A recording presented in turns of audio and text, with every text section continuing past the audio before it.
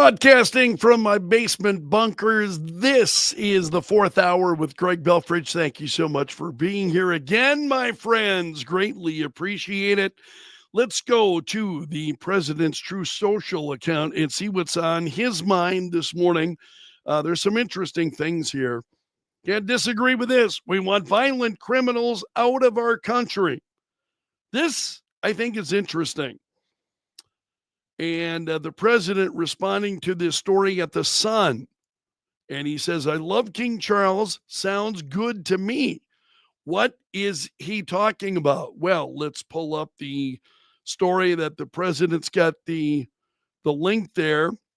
King Charles going to make a secret offer to Donald Trump during an upcoming state visit.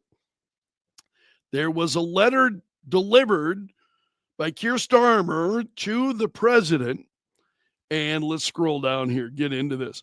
Plans are in the works to make the United States the next associate member of the Commonwealth. This is an international association. 56 states could welcome the U.S. as a new member. And this is all coming out of the tariff war. And so now, and the president said that Canada could avoid higher taxes if it joined the U.S. We talked about this at the time as the 51st state. Again, you know, what I find interesting, what Donald Trump is able to do is to get people talking. And he's getting them to move on things that I don't think we would have ever seen. I don't think Canada, left to its own devices, would have ever asked the United States, and we'll see whether that winds up being what happens, would have invited the United States become part of the Commonwealth of Nations. But a source told the Daily Mail this is being discussed at the highest levels. It would be a wonderful move that would symbolize Britain's close relationship with the U.S. And they said Donald Trump loves Britain and has great respect for the royal family. So we believe he would see the benefits of this. So this is kind of interesting. I had not seen this until just a few minutes ago. So this latest letter hand-delivered to President Trump by Keir Starmer during his state visit. And the president immediately accepted the invitation. And he said it would be an honor to visit the king's fantastic country, even gushed about Sir Keir's wife, Lady Victoria, and his love of Britain, so on. So you see good things happening from this. Again, you know, so many people, I think, you know, they look at what Donald Trump does and, oh, how destructive. But look at the things. Donald Trump is a catalyst for change. Can you and I agree on that? Donald Trump is a catalyst for change. And so people react to these things that Trump is doing or he's saying before they know what the actual outcome may be. And I'm always I just kind of take a step back and go, well, this is interesting. What's going to come of this? What will the end game be, you know, of these steps that Donald Trump is taking? I think we kind of have to wait and see, but it's that in and of itself, I thought was really kind of interesting. Let's go back and see if there's anything else on the president's True Social account to be shared. Excuse me. Okay, so Donald Trump's True Social. Let's see what else he's saying. Oh, another company planning $55 billion investment to expand their U.S. manufacturing. That's coming from left-wing Axios. So yet another company, $55 billion investment to expand U.S. manufacturing. NVIDIA to spend hundreds of billions of dollars in the U.S. during Trump's term. Again, coming from Axios. This is crazy. What else is the president's? April 2nd, Liberation Day in America. For decades, we've been ripped off and abused by every nation in the world, both friend and foe. Now it's finally time for the good old USA to get back some of that money and respect, he's saying. I think all of us would be in favor of that. And then these are all comments that I shared. I think a lot of these earlier this morning. Excuse me. This is interesting. Elon Musk will be briefed by the Pentagon about the USA's top secret plans against China should there be a war. That was a story from the New York Times, and the administration's still pushing back on this. He said their fake concept for this story is because Elon does some business in China and that he's very conflicted, would immediately go to top Chinese officials and spill the beans. Ratings challenged fake news. CNN immediately picked up on this. Yeah. He said the fake news is the enemy of the people. Elon is not being briefed on anything China by the Department of War. It's just absolutely crazy. It's about cost cutting at the Department of Defense. That's what he's being briefed on. Being briefed on cost cutting. And it's just the legacy media. I think they just wind up being so destructive to themselves. I mean, I have less faith in them than I think that I have in ever. These legacy media outlets. That's why I started calling them the state media, because they're in cahoots with the Democrats. And they're pushing, they're ignoring stories that they should be reporting on. They're pushing stories that they shouldn't be reporting on. The whole thing is just absolutely insane. They get facts wrong. They never apologize for them. It's absolutely incredible. Let's check out what's going on at Breitbart. President saying the Democrat Party broke themselves. Yeah, it's true. This was an exclusive interview with Breitbart. And the president said that the vast majority of American people are against the pro-transgender and open border policies that the Democrats have pushed in recent years, calling them 95% to 5% issues. I think that's true of a lot of this. The president said, these aren't 90-10, these are 95-5. And I don't know who the 5 are. But they have a new one that maybe is the worst of all. Let's fight so that Tren de Aragua, the worst criminals in the history of our country, can come back into America where they belong. This is their new issue, and they're using the courts to do so. And they went and found a judge who was willing to say that we shouldn't have taken these thugs out of our country and sent them to another country. So we've talked about this a lot this week on the program, the Alien Enemies Act that the president is using, which, by the way, has been upheld by the U.S. Supreme Court previously. The president well within his rights to use the Alien Enemies Act. So who is Judge Boasberg to insert himself as a lower level district judge into the middle of that?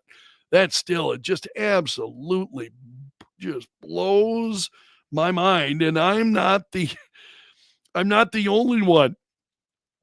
This is an opinion piece by Betsy McConaughey at the New York Post this morning. Enough is enough, Supreme Court. Slap down these delusional judges and let Trump get to work. She makes a really compelling case.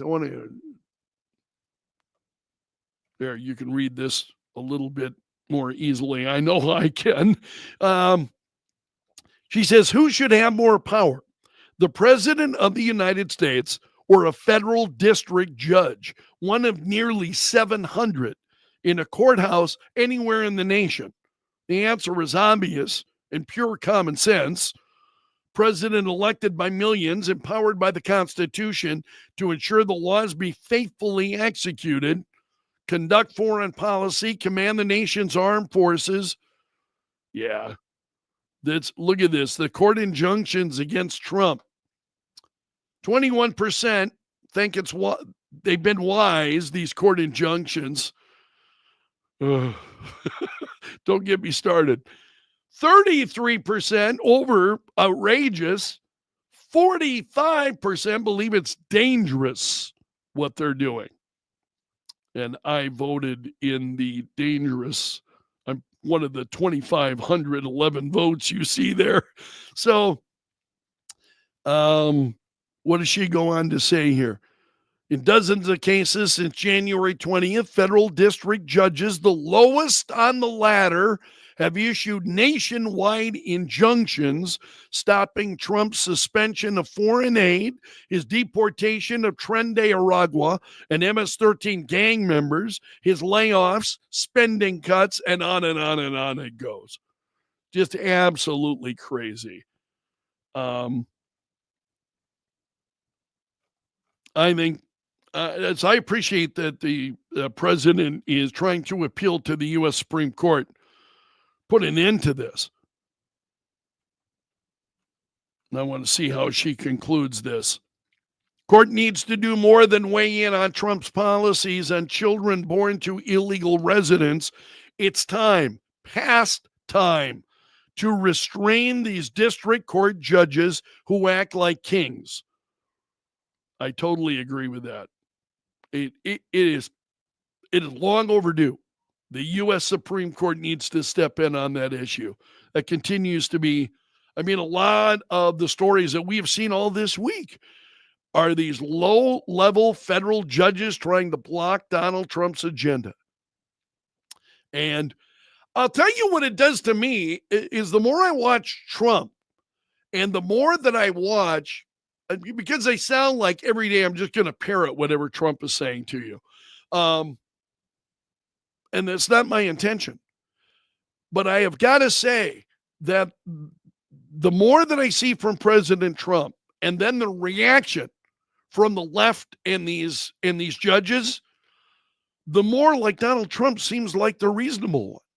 Who would have ever thought that? Donald Trump started, and it was because Trump was outrageous, and he was, and he was always telling you what was on his mind, entertaining at first. So as I watched Trump during the presidential debates initially, I was not a Trump supporter. I was supporting Ted Cruz. So I was not a Trump supporter, but I watched those debates, and Trump commanded attention. And I think he still does. This is something that Donald Trump does really effortlessly. The way his ability to just command attention. And so I was watching him and laughing at, the way he was reacting to others. I found it funny. I loved his sense of humor. I keyed in on that. And so once Ted Cruz was out, Donald Trump was not my first choice, and as I have watched Trump through all of this, especially since now he's become president again, Trump seems like the reasonable guy, right? The more I watch him, the more reasonable he seems, and it's everybody else who's just absolutely unreasonable. The world is just getting crazier and crazier and crazier. And you and I are sitting here going, what in the world is going on? And Donald Trump is just, he's just plugging away and moving forward. He's fighting, and he wants the U.S. Supreme Court to stop what's going on. And a number of us do as well. This is nonsense. It's insanity that we see taking place in these lower courts. It's just, we have got to bring an end to it, because I know this has been our system. As the Chief Justice has said, we have an appellate system. You know what's different now? The appellate system is broken. It's absolutely broken. That's what's happened.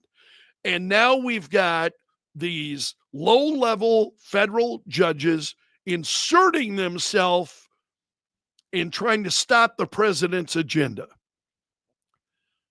The system is broken. It's got to be fixed. And it's up to the U.S. Supreme Court to deliver the fix. I know some of you disagree with this. I feel really strongly about it. And I think it's just become more and more evident. Look at these lower court rulings and what's going on and how they're inserting themselves. Judge Boasberg is a great example. And this continues. There was a story this morning. I had it in the stack of stuff. His demands now on the administration and what he's wanting. And who in the hell does this guy think he is? That as a lower level, entry level federal judge, he thinks he's above the United States or the president of the United States. He thinks he's elevated, to be equal with the president. The Supreme Court is equal to the president, not these district judges. That's got to change. Just absolutely has got to change. And I think some of us recognize it. I know some are reluctant, and I'm not trying to be, I don't want to degrade anybody else's point of view. Others who think, no, we've got to abide by these. I think we've got to abide by the courts. I would agree with that. Yes. Do we have to abide by what the courts are saying? Yes. The president needs to abide by what the Supreme Court is saying. Does the president need to abide by what Boasberg is saying? I think it's a problem.